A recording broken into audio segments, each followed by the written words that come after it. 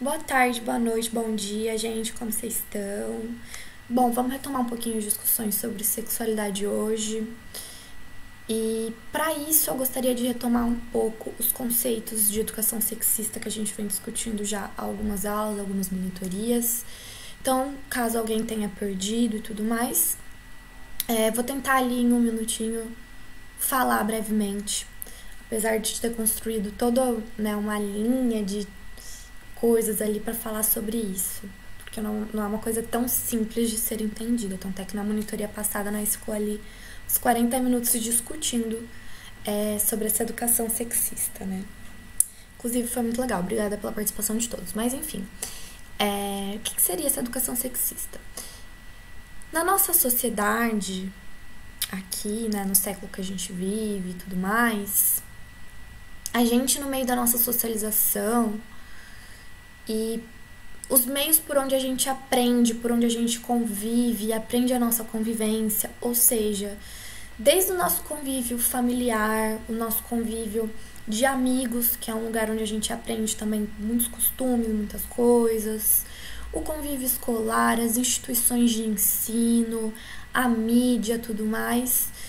Todos esses aparatos ideológicos que nos passam ideologias, ensinamentos, costumes, morais, éticas e aprendizados e assim por diante, elas passam também uma ideologia sexista, ou seja, elas passam essa educação sexista. O que é essa educação sexista que elas passam? São esses costumes e valores que separam o mundo na dicotomia entre o feminino e o masculino.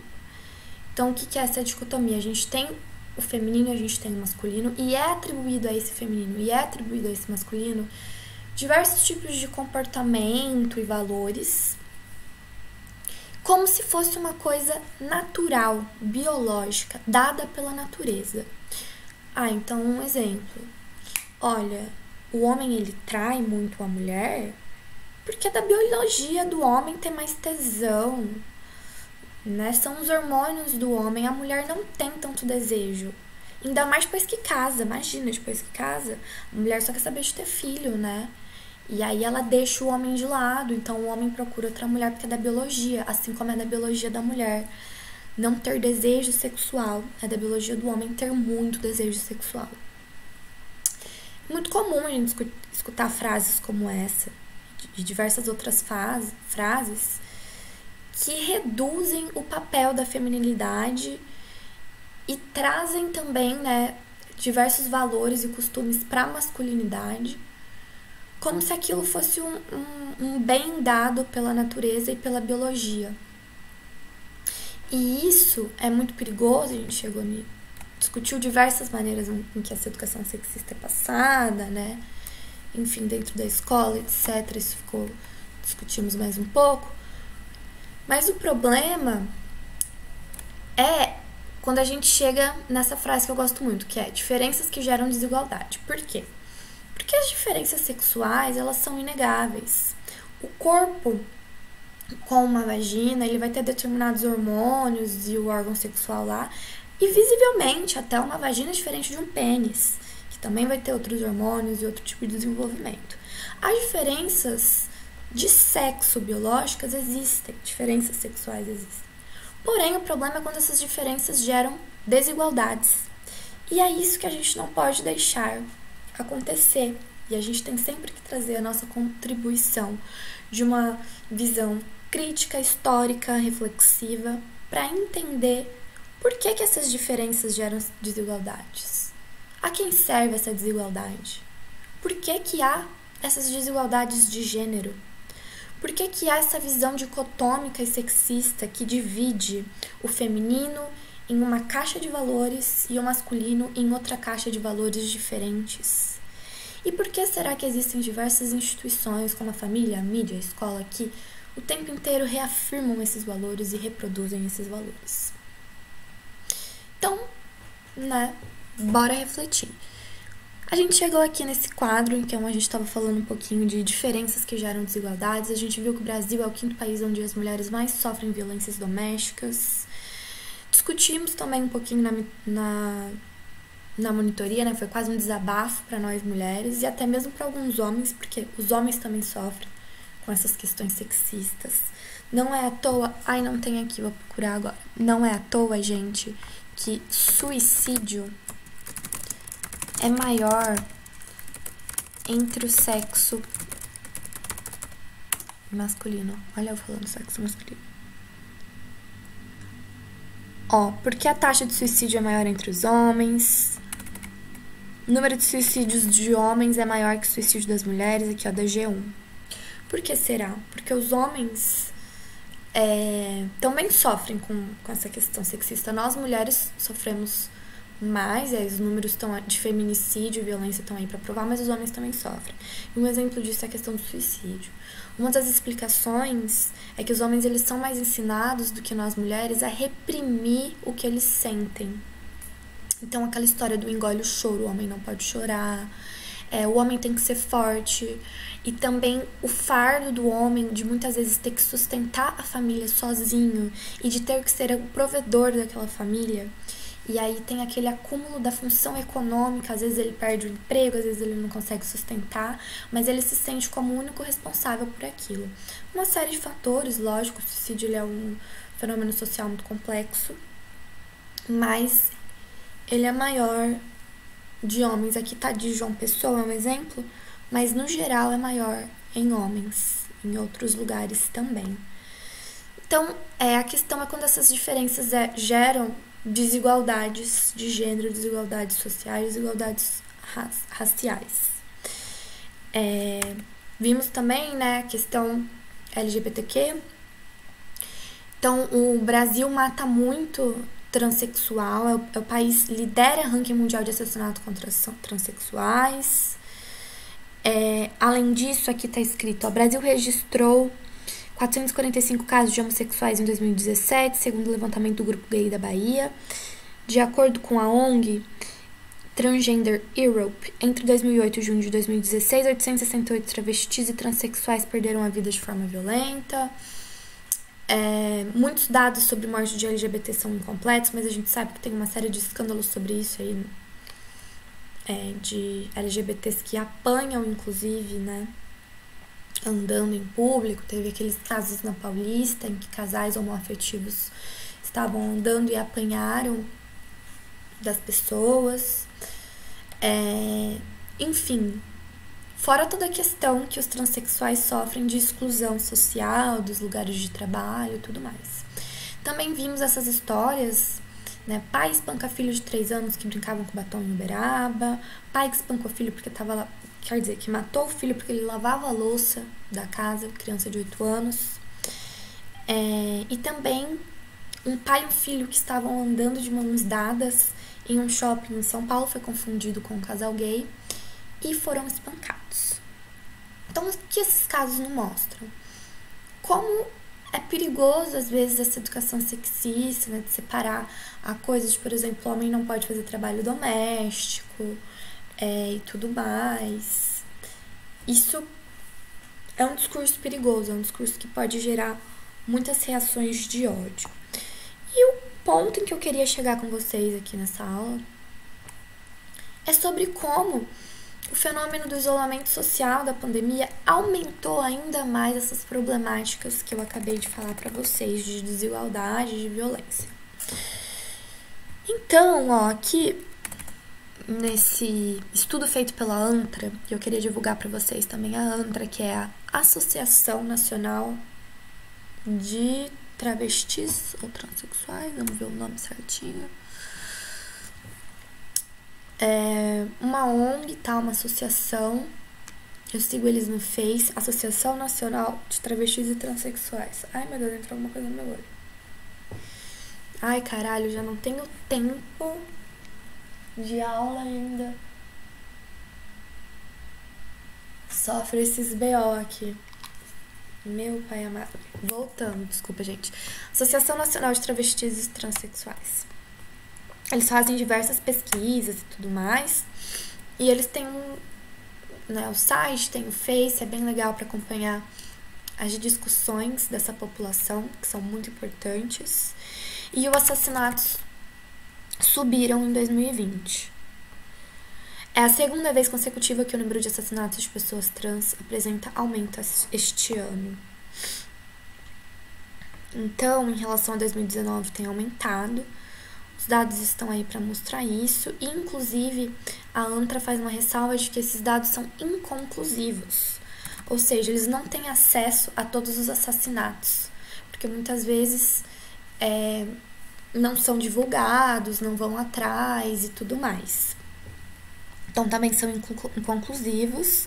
E nos 8 primeiros meses, o país registrou um aumento de 70% em relação ao mesmo período do ano passado. Ou seja, um aumento muito maior nesse período de pandemia. Uma das explicações que eles trazem é pelo fato de que, como a gente está nesse momento de crise, instabilidade política, a gente está vendo aí, a gente não tem nem ministro da saúde no meio de uma crise sanitária da saúde. Então, que dirá, a gente vai ter uma organização política, de políticas públicas e tudo mais centrada para a proteção, né, e para ir atrás dessa situação, né. Muito triste, muito perigoso. E uma coisa que é muito importante de ser falado levantamento feito pelo ANTRA mostra que todas as vítimas são do gênero feminino, ou seja, são transexuais, mulheres. Mais um caso que mostra o tanto que o gênero feminino ele está sempre sendo atacado, ele está sempre sendo colocado ali como uma grande minoria, né?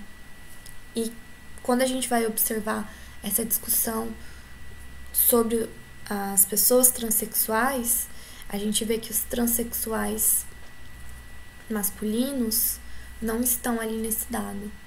A maioria das vítimas são transexuais do gênero feminino. Ou seja, nós, mulheres cis e trans, estamos sempre sendo colocadas ali na boca da violência, e ainda mais as trans, né? Não quero com isso, com essa frase, colocar as pessoas cis e as pessoas trans no mesmo balaio, mas mostrar como o gênero feminino é sempre colocado como uma grande minoria. Bom, 12 minutos, espero que dê tempo de falar tudo. Vamos lá, seguindo. Além disso, aumenta o número de denúncias de violação aos direitos dos idosos. Quero apenas trazer essa notícia para vocês ficarem espertos que durante a pandemia a violação ao idoso também aumentou. Não tem tanto a ver com as questões de gênero, né? Tanto o idoso homem quanto o idoso mulher. Porém, por que eu trouxe isso? Porque pode cair algum tema na redação sobre idoso e para falar sobre o fato de que no isolamento social as pessoas elas estão mais dentro de casa, elas estão tendo mais convívio familiar. A gente sabe que família, parente é difícil, até quando a gente ama, ainda mais quando tá tudo bem ali, tá todo mundo vibes, curtindo e tal, todo mundo se ama, já é difícil, né? Tende a ser uma convivência que às vezes é foda, empaca foda, e ainda mais quando é imposta por um isolamento social em um momento de crise em que a gente tá ali trancado dentro de casa, não pode sair, junta com esse fator instabilidade financeira, crise econômica, arroz a R$40, Bolsonaro fazendo merda e blá blá blá. Então é um potencial de estresse muito grande e essas violências aumentam. E uma das minorias é o idoso. O idoso é uma das minorias, porque é um ser humano que ele tá numa idade frágil, ele tá dependente e tudo mais.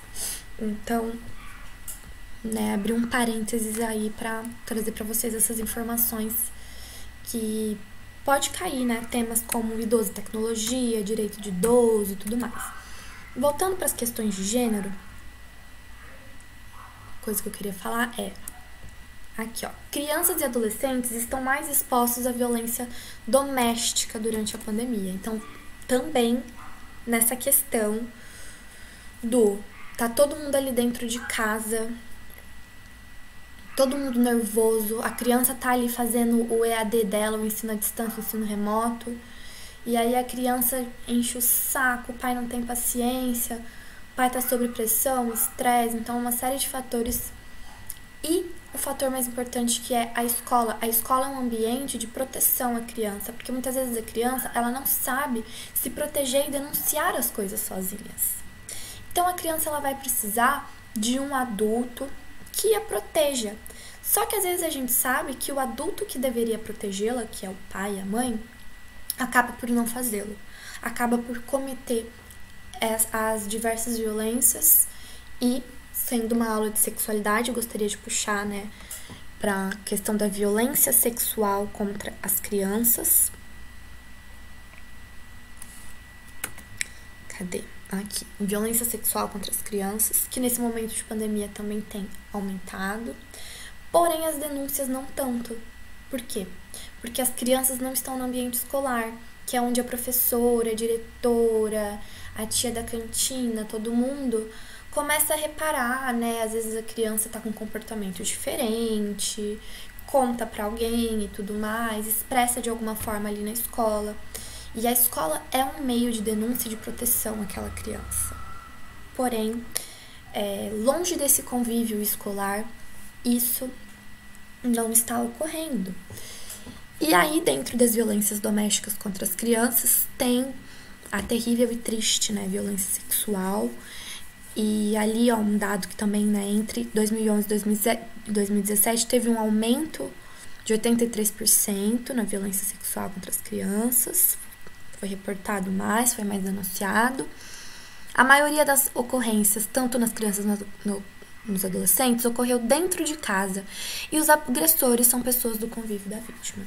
E é isso que eu gostaria de falar, né? A violência sexual contra as crianças. A grande maioria dos agressores, gente, são os pais, os tios, os avós, vizinhos, amigos, pessoas de confiança daqueles pais que convivem e pessoas de confiança daquela criança que acabam abusando dela. Então, a violência, ela ocorre no meio dessa grande parte, no meio dessa questão sexual, dessa questão familiar. Dentro da pandemia, né? Portanto, vivendo nesse ambiente familiar, aumenta ainda mais e a denúncia fica muito mais difícil e a atuação fica muito mais difícil, né? Como que o psicólogo vai atuar se os psicólogos, a grande maioria, tá tudo dentro de casa fazendo coisa online? Como que faz um atendimento online com criança? Como que a professora online vai poder ver tudo isso e agir em relação a isso, o conselho tutelar e tudo mais? Então, é uma situação muito preocupante. E aí, né, a vulnerabilidade dos mais jovens, a maioria acontece com os mais jovens, de 1 a 5 anos, 51% das vítimas, né, da violência sexual. De 10 a 14 anos, 67% das vítimas. Ou seja, quanto mais jovem, mais fácil de manipular, né, mais dependente daquela situação, mais frágil. E mais os espertos não, meu Deus, não foi legal falar isso. E mais os estupradores se aproveitam. Enfim, uma outra coisa importante de falar é que a violência sexual, elas são tantos casos de assédio, tantos de estupro, pornografia infantil e exploração sexual. Então, não é apenas estupro, assédio, pornografia e tudo mais, tá tudo dentro da violência sexual. Uma outra coisa muito importante de falar é que a maioria das vítimas, tanto adolescentes, tanto crianças, são negras. E isso é muito sério. Mais uma vez, a desigualdade racial escancarada, né? Mais uma vez, nosso país racista, mostrando ali por meio das desigualdades. E além disso, mais uma vez também, um país machista, porque a grande maioria, tanto de adolescentes, tanto das crianças, são do gênero feminino. Então, nas crianças, 74%, nas adolescentes, 92% são do gênero feminino. Muito grave, gente. Uma outra coisa, tô falando das crianças, dos idosos, os feminicídios, que também aumentaram. O feminicídio é quando Nossa, o que aconteceu? Feminicídio. O que é o feminicídio, né? Aqui eu tô falando bonitinho, ó. Feminicídio é o assassinato de uma mulher cometido devido ao desprezo que o autor do crime sente quanto à identidade de gênero da vítima. Então, assassinato de uma mulher pelo fato dela ser mulher. Esse é o feminicídio. O motivo do crime é ela ser do gênero feminino. Por isso que se chama feminicídio. E então aumentou 22% em 12 estados. Porém, gente, uma coisa que é muito importante falar é que os boletins de ocorrência estão diminuindo, muitas denúncias estão diminuindo, mas a gente sabe que isso tem aumentado. Por quê? Porque as mulheres estão trancadas dentro de casa com os seus violentadores, com os seus agressores. No entanto, como que a mulher vai denunciar se o cara tá ali? E aqui explica, muito bem explicado, né, nessa reportagem isso. E eu também fiz um curso da Fiocruz sobre psicologia no isolamento social, na pandemia. E uma das coisas que os pesquisadores trouxeram foi justamente essa problemática, tanto das crianças, dos idosos e das mulheres. Então, como que a mulher vai denunciar se o agressor está ali dentro de casa? O controle dele sobre aquele corpo, sobre aquela subjetividade, sobre aquela mulher, está muito maior, porque ele está praticamente o dia inteiro ali dentro de casa com aquela mulher. Então, a denúncia e a fuga dela, a saída dela fica muito mais dificultada daquela situação, porque ela tá o dia inteiro sob o controle dele, tá vivendo ali com ele. Então isso é uma coisa muito grave. E mesmo assim cresceu o feminicídio, porém as denúncias de violência, os boletins de ocorrência, etc., estão caindo. Mas apesar da porcentagem de boletim de ocorrência estar caindo, a gente sabe que não é porque o boletim de ocorrência está caindo que está caindo a violência, né, a denúncia e tudo mais. A gente sabe que isso tem aumentado por meio de outros indicativos. Mas por que tem caído esses boletins? Porque aumentou o controle e a mulher, a criança e tudo mais. A criança, né, por meio da escola, e a mulher que poderia estar denunciando não está fazendo devido a esse controle, como eu expliquei. Ai, ficou repetitivo, desculpa. Vou ver quanto tempo, 22 minutos. Como sempre, não vai dar pra falar tudo que eu tinha pra falar, não. Mas é isso, a gente discute mais depois. Além disso, gente, pra finalizar, uma coisa muito legal que eu queria contar pra vocês é que lá na Bahia, isso é muito recente, tá? Entrou em vigor agora, no dia 12 de agosto, faz um mês praticamente. Agora é lei. Condomínios são obrigados a denunciar violência contra a mulher, idosos e crianças na Bahia. Como sempre, o Nordeste faz tudo e carrega o Brasil nas costas. Não seria diferente. Então agora, lei lá da Bahia, caso alguém escuta alguma coisa, algum vizinho saiba alguma coisa, ele pode denunciar. Ele deve, é lei que o condomínio denuncie. Ou seja, em briga de marido e mulher, se mete a colher, sim. Em questões familiares, violência contra a criança, contra o idoso, também se deve meter. Gente, é isso. Eu queria chegar nessa parte das diferenças que geram desigualdades. E depois a gente finaliza, então, na monitoria, falando um pouco sobre educação sexual. Não percam, porque eu queria dizer que a gente teve uma outra vitória também. Nem só de tristeza vive o brasileiro.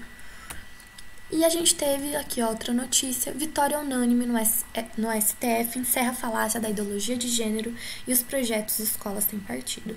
Ou seja, sabe toda aquela história de uma madeira de piroca de que não deve ter educação sexual dentro das escolas e blá blá blá, pipipipopopó, que a gente escutou muito ali da boca dos conservadores e dos escrotos, né, dessas pessoas medíocres? Então, caiu por terra.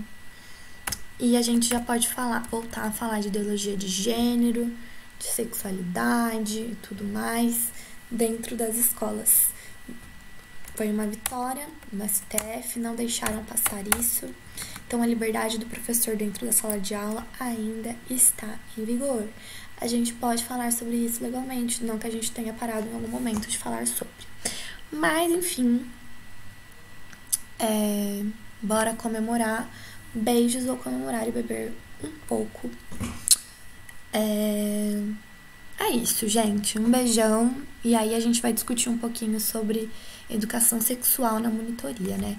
O que é educação sexual para crianças? Por que foi tão polêmico? Como fazer uma educação sexual adequada? Por que é importante a educação sexual? Fica aí para a próxima. Educação sexual, ela é importante, apenas para finalizar, que eu queria dar esse gancho. A educação sexual, gente, muitas vezes as pessoas acham que é dentro para criança, que é ensinar a criança a fazer sexo, a estimular a criança ao ato sexual, mas não é. É ensinar muitas vezes a criança a se proteger contra a violência sexual que a gente viu por meio dos dados, que ela é cometida dentro da casa da criança, pelos familiares, pelas pessoas que essa criança confia. Então, a educação sexual na escola ela é importante sim, ela deve ocorrer para proteger nossas crianças e adolescentes e ensinar a elas que existe um lugar que o tio não pode relar, que o vô não pode relar. E existem métodos, maneiras e materiais corretos de fazer isso com as crianças. E não é utilizando uma mamadeira de piroca. Beijos. Na monitoria a gente discute um pouco isso. Tchau, tchau.